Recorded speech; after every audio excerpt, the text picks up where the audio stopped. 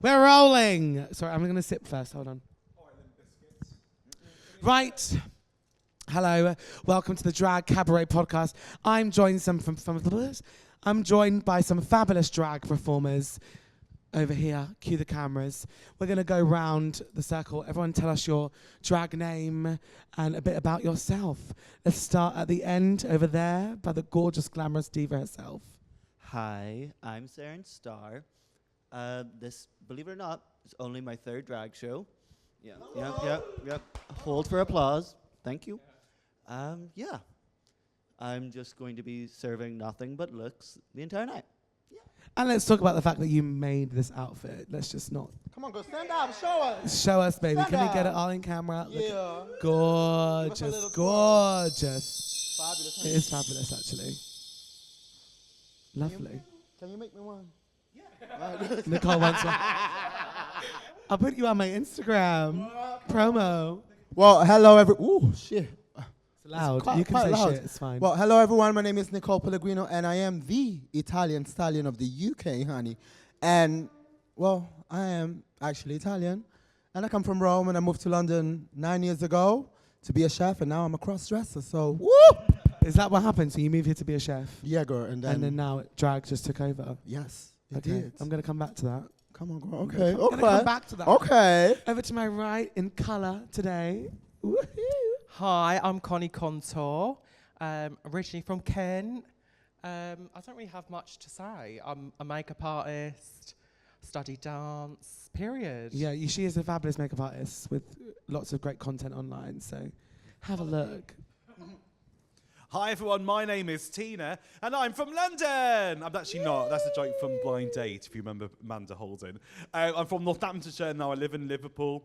They call me a comedy queen, but I like to see myself just as a deluded queen. Singing, comedy, acting, getting drunk. She is the most famous person in the UK. I'm very famous. You know, Camilla Parker Bowles, more famous than her. Yeah, you are.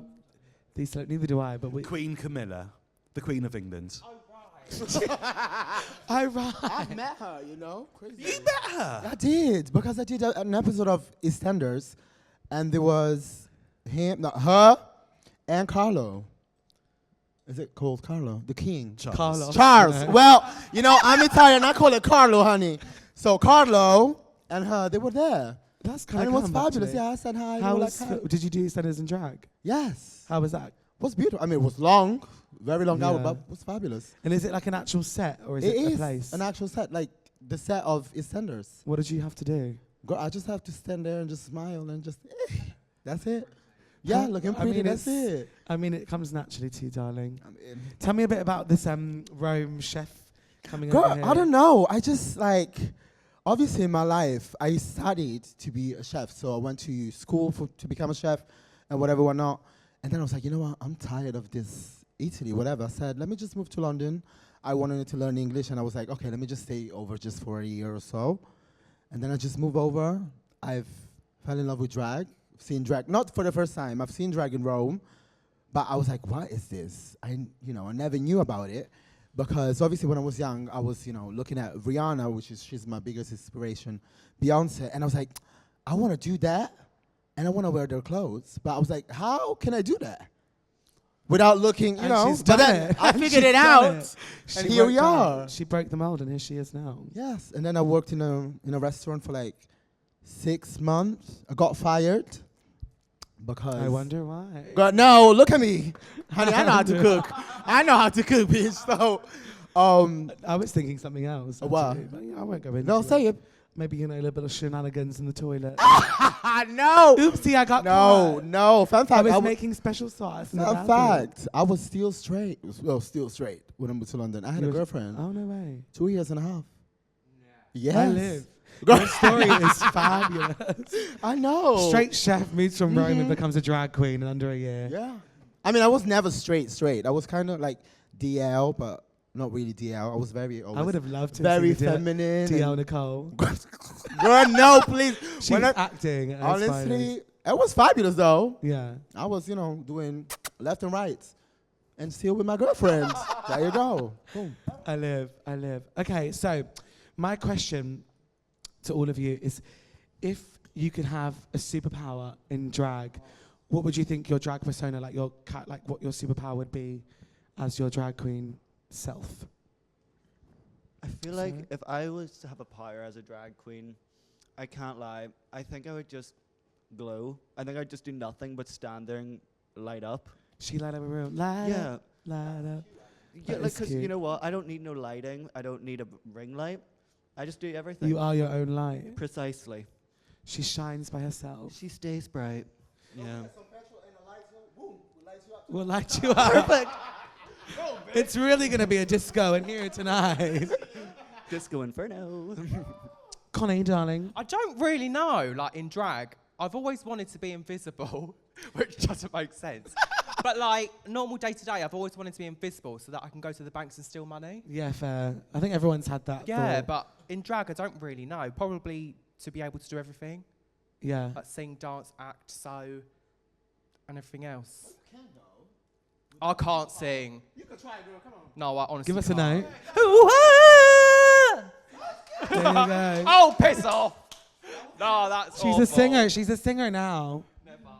Beautiful. She's like, never, not me.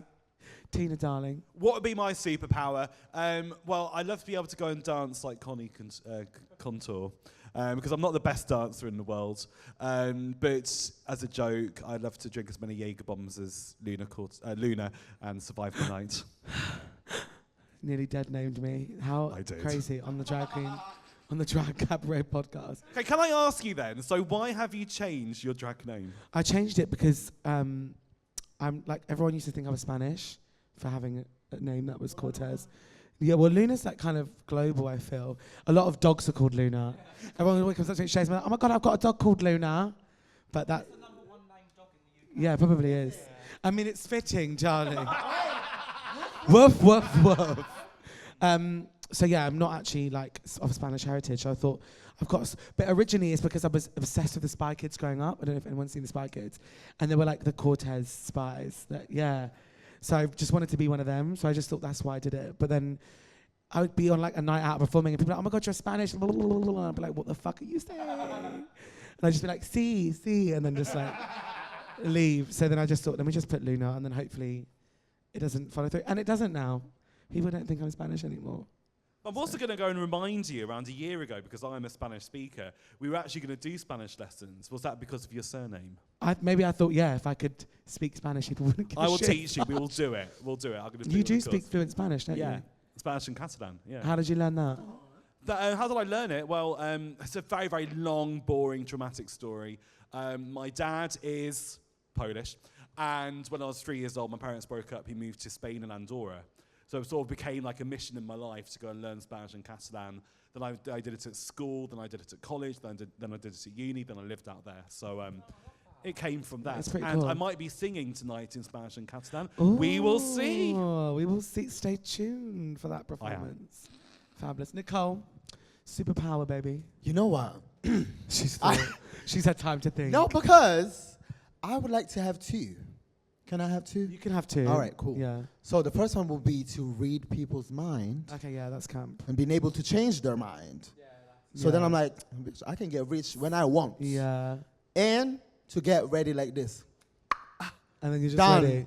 Girl, that would be amazing. That is probably the longest part of drag. I feel that a lot of places don't think about. Like, they think about your fears of performing, but you don't take all the time that you've spent getting ready as part of something. So I feel How like long does it take everyone to get ready?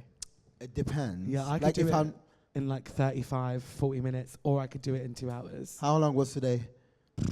45 minutes. We could tell. We could tell. No, You can't. I'm kidding. I'm kidding. No, I could do it in an hour if I'm, running. But I like to take my time and just sit there and just feel my oats and just, because obviously, like, I believe we all start doing drag because we love the makeup and everything and getting into Gish. And I feel like that's a part that is like, it's amazing. And you can just get creative and you just sit there and you just listen to your word and you just feel your puss is beautiful. I find that like when I first started drag, I was so much more creative with like my actual makeup, like eyeshadow, like not looks, but just more of like the face. And then as it's become like something I'm doing near enough every day, I'm like, it's just on now. I just stick it on, put it in the routine, and that kind of art of it, the excitement of doing it, it's not like gone, but it's just now I'm just quickly I'm like autopilot. I just do it all quickly and put it on. But yeah, I feel like it depends on the mood. Saren, how long does it take you, baby? I am not gonna lie. It takes a long time. I can't lie. Today I started at 2 and I was still late. I still had to put lashes and lips on by the time I got here, which was half an hour ago. Yeah, And I can't lie, it takes me that long because I spend, I'll do my brows, I'll look at myself with no eyebrows and no facial hair. Then I'll go and do the next step, and then I need to just stand there and take it all in for a minute. That's the thing. Do you block your brows? Oh yeah. Do you block your brows? Yeah. You don't. I have Irish brows. You If I don't. didn't block them. I shave half and draw. That's like me. I shave half and draw the other. Because otherwise it's I just too shave long. both of them. You shave them all. Because also I'm natural blonde, so my hair is white as it is. Also, I'm very, very old, so I want no texture. I wouldn't to say shave them very, off. very old. I would say. Well, I'm old. 2 years off 40. That's all I wanted. Tap the screen for the 40. Well, I feel like if you've got to block your brows, that's half an hour in itself. What? It took me 2 hours. To block your brows. I won't lie. In fairness, I spent about half of it. I have an eyebrow piercing, and about half of that was me fighting to get it out. I won't make that commitment because I still have, as much as I would love to, I still like being a pretty boy underneath. Yeah. Girl, yeah, it's that's real. Yeah, that is a bit extreme. How many layers of glue do you do? I do 3, but I don't lick it after. Yeah. I know people do like a I layer where used they to lick do it that. and then blah, blah, The blah. last layer. I use got to be glued hairspray on my final step, and that really locks it in. That's clever. I'm gonna steal that. Yeah, like There you 25, 30 minutes, and it's like waterproof. I mean, I don't sweat because I have Botox anyway. But yeah, period. But no, it does take me a long time. But for me, it's like a process. But I'm constantly doing something. I'm not just sitting there relaxing and watching something. I'm constantly doing my makeup. So it does take I'd say 4 to 6 hours. If I'm trying to do it quicker than 2.5. But that's also including putting the wig on. Yeah. Yeah. Yeah, it just feels long to me. I wish I could do it quicker, but I do really enjoy the process. You do? Yeah. Yeah, see, I don't. I love I it. used to love the process of getting ready. Now I'm just like, the quickest way I can put it on and get out the door, the better. But, yeah, But but it like, probably is because you're doing it full time. Because I think I it- do this few and far. yeah. Like I do content, but that does take all day because I'm filming and stuff. But when I do a gig, I like to take my time because I know that I'm not going to do it tomorrow. Or the Yeah, next it's day. true, it's true. I always found when I have the time though, I'm always more creative with it. I always have that. I'm and I do something and I'm like, oh my God, why don't I do this more often? But then it's I just don't have the time. Just You put say it that, on. but you've got diamantes under your eyes, so you Yeah. are creative. There's just, you know what it is? You could just have a really shit eye if you cover it in diamantes. Then Real. you fix the problems. Absolutely. You fix it. You can hide anything with a stone, you know? It's the truth. It's the fucking truth.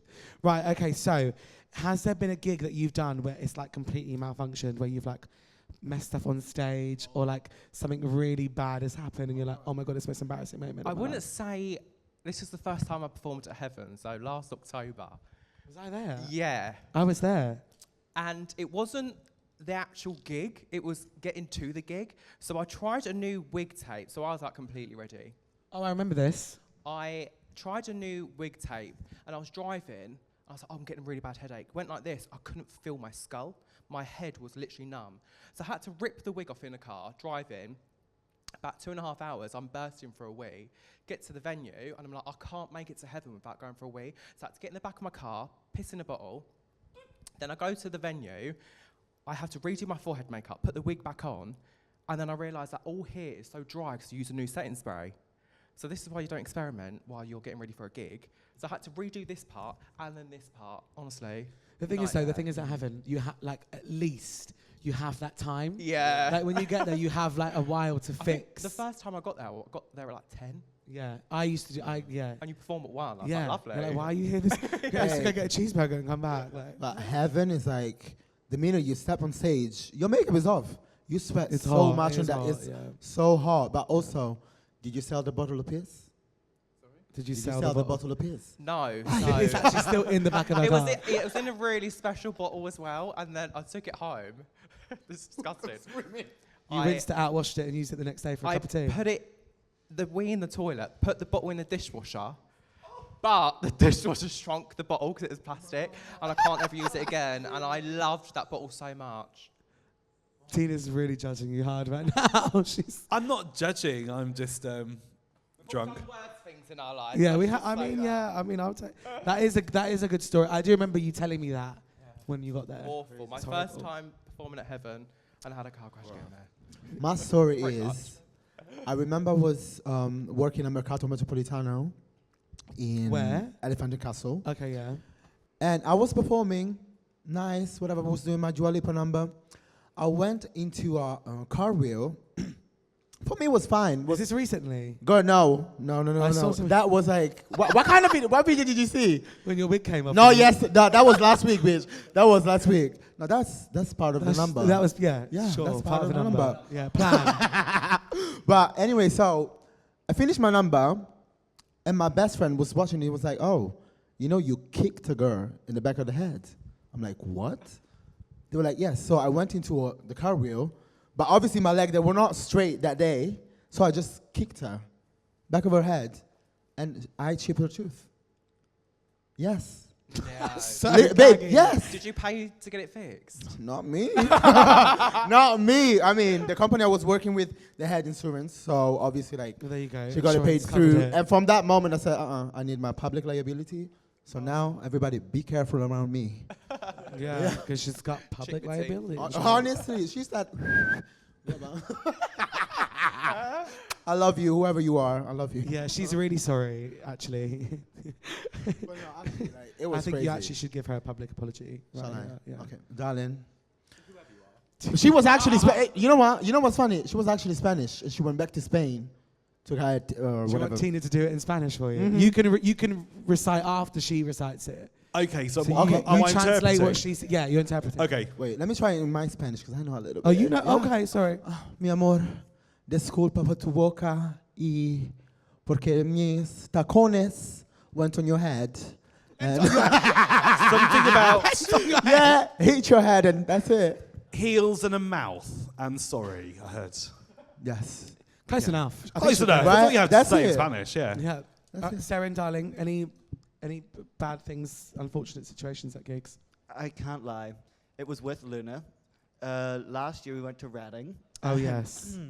It was wonderful. However, I was like, it was really, really warm. So like in my mind, I was like, oh, life is great. I'm just gonna get a couple of babies. Life's gonna be wonderful. Nothing was hitting for like the first maybe hour and a half.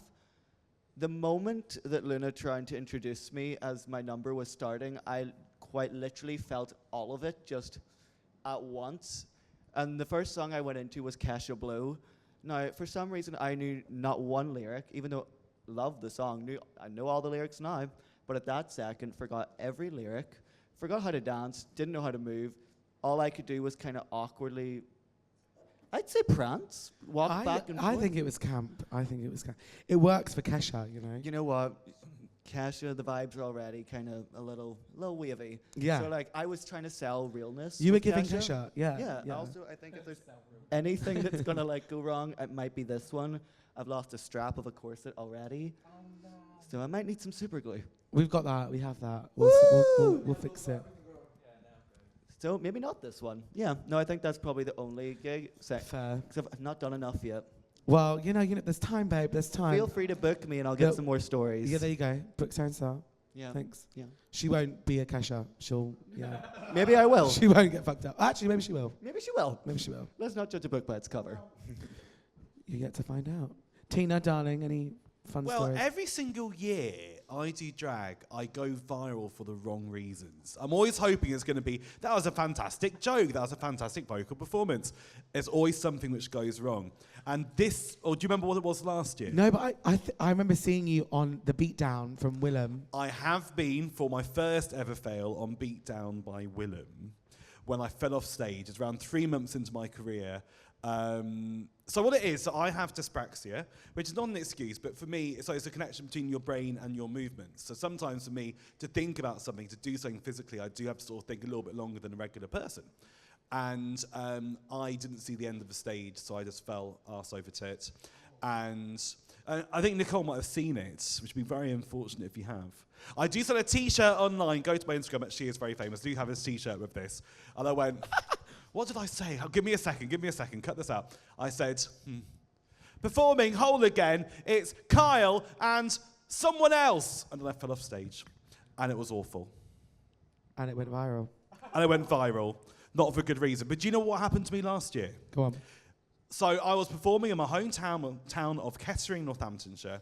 I'd finished a gig. And what I do, I'm going to ask these girls first, how do you transport your wigs between gigs? Even bag. rhymes. In a bag on a head. Put it on my head straight away. On my head. Okay, well, for me, what I do, Nicole, I use a hat box. You can get them online. They're really, really cheap. But everyone always thinks there's a cat inside. And sometimes I just make a joke and people, I go, yeah, it's a cat. Don't worry, it's not alive. And people never believe it. And then people in Kettering believed me and they took the cat to go and save it. And it was really, really awkward. Stop it. That's iconic. Can you give it back, please? And they're like, no. What are you doing with the cat? I'm like, You have shown me the cat in your hat box before. yeah, but it's dead. We don't tell anyone. I call it Mr. Whiskers. And that is the wig she has on her head today. It used to be a cat. No, I take it back. It used to be pussy. Oh, yeah, girl. You can say pussy on live TV, don't worry. Live. In context. TikTok. Right, we have got 5 minutes, people, so we're going to wrap this up. The last question, the question I ask everybody who comes on this podcast is, if you were on death row, what would be your death row meal of choice? Like, you could have anything. I don't know if you've seen these videos before, but they used to come up on my TikTok all the time. And it would be like people who have ordered like the craziest things and like box set DVDs, like the whole of Lord of the Rings while they're eating their food. So you could literally have anything. Let's go down the line. And you can tell me what you'd all have to eat. No, Nicole, you guys. You know what? I think because I like to leave a legacy, I will have an olive and just she's I'm like, girl, me too. No, because I've seen the You've seen my podcast. podcast. Well, she's seen the podcast, so she knows. No, but I think anything like, I don't know, because there's so many things that Oh, I'd you like could. to You're a have. chef, you know. But I could eat too. So I'm like, it'll be a lot of things. Probably some pasta, some sweets. I love peanut butter. Oh my God, yes. Yeah, Peanut butter with, good. you know, have you ever tried peanut butter with noodles? Girl, I'm allergic. try it then. No. No. No, but probably like some pasta dish, yeah, because I love pasta. Maybe a matriciana, yes. Oh, gorgeous. Which is carbonara's sister, but with tomato. With tomato. Mm-hmm. Lovely. I love that. But it's without the egg, so it's called amatriciana, but it's different. Okay, it's very good. Google it. Nicole, you like need to cook for us one day. I'll cook for everybody in the We should have a country. segment, Cooking with Nicole. Look, it's coming very soon. You should do that. It's not. It's actually coming Is very actually? soon. No. You should. No, but I want to do no, it. you should do that. It's just my kitchen is looking a little bit raggedy at the moment. So when I Come move, to my kitchen. Come do it in my kitchen, and I'll take 10% or whatever. Where do you live? North London. Where? I'll tell you later. I'm not coming there. I'm not coming there. Scary, honey. No I'm kidding. You'd love it. You'd make great money in the alleyways near me. With your down low self. What? Shut up. Sarah. I can't lie. My last death row meal would be Nutella. I'd want peanut butter. I'm going to die anyway. So I'd want peanut butter. I'd want Reese's Pieces. I want to know what all of you have been trying for so long. This is because Oh, true. You're going to die anyway. That's the point. I'm allergic to nuts, so I've never got to experience any of this. You're not really missing out, though. But I don't. You're not missing out, babe. Yeah, you're not. But it's real. I've never tried it. I have to see. I mean, you're going to die anyway But if you were on if death I'm row. going down, let me go out. So you might as well Like, try yeah. it once. I have the power. Let me take myself out by myself. You know. Yeah. Oh yeah, like Nicole's brought a bag of peanut. Nicole's brought a bag of Bring in peanut the butter with her. Bring shock for you today. Bring in the nuts. no, Have you seen dead those ass, segments It's like so on, bad. where they're like scared of like pickles and gherkins and they start bringing in the pickles? Right, we're going to get off on a tangent. Right, Connie, what's going to be your death row meal? I'd be watching 13 Going on 30. That'd be my I film. love that film. Starter would be like a barbecue pizza and chicken, boneless. Oh, yeah. Main would be peshwari naan, chicken tikka masala, onion bhajis, pilau rice, period. Dessert would be a whole chocolate salty caramel cheesecake. Oh, she's thought about this before. Yeah, I think about it all the time. And then drink of choice would be Pepsi Max Cherry. I live. Period. I think you're the first person that's given us a drink as well, so I'm kind of obsessed with that. Tina, baby. I just have a Jaeger bomb. No. I've been thinking about this all the way through. Starter, I'm really, really boring. I just want to have like a rocket salad, an avocado, and like a that's lemon or cute. something. Yeah. I know. It's going to get more exciting. Then for main course, I want to have my mum's shepherd's pie. Oh, that's cute. I know. And finally, I want to have my mum's banoffee pie. I I do ate love a all the banoffee. pies. I do love a banoffee. But if you want some advice from my family, banoffee pie, put some coffee in the cream, and it's even more tasty. Well, there you go. And if anyone out there doesn't use a biscuit base, you're dead to me. Big day stinking. Biscuit base. Right, lovely. I love that. That's a great meal. Tar. So mine changes because I feel like it depends on what I've eaten that day. So like today I had Chinese, so I don't want Chinese anymore. So I would think I'm filling my Italian list today. I'd probably get like a burrata and like, you bet you do. And tomato, like parma ham, balsamic vinegar. Just a nice little refreshing thing. And then maybe something Greek that my grandma made just to like feel that last like legacy. And then my usual olive situation, which if you don't know, every time I say I'd get an olive and plant it, like eat the olive and then plant the pip and then grow a tree in my honour, like to live the legacy. I know, it's just thoughtful. I think about these things, you know. You can grow that here. Oh. Yeah. It might not do very well, but you could. My grandma's got an olive tree in her garden. Oh. She lives in North London. So she can do it, anyone can do it. Right, this has been the Drag Cabaret podcast. These have been the lovely, lovely divas of today. Drop them a follow, give us a follow, join our Patreon.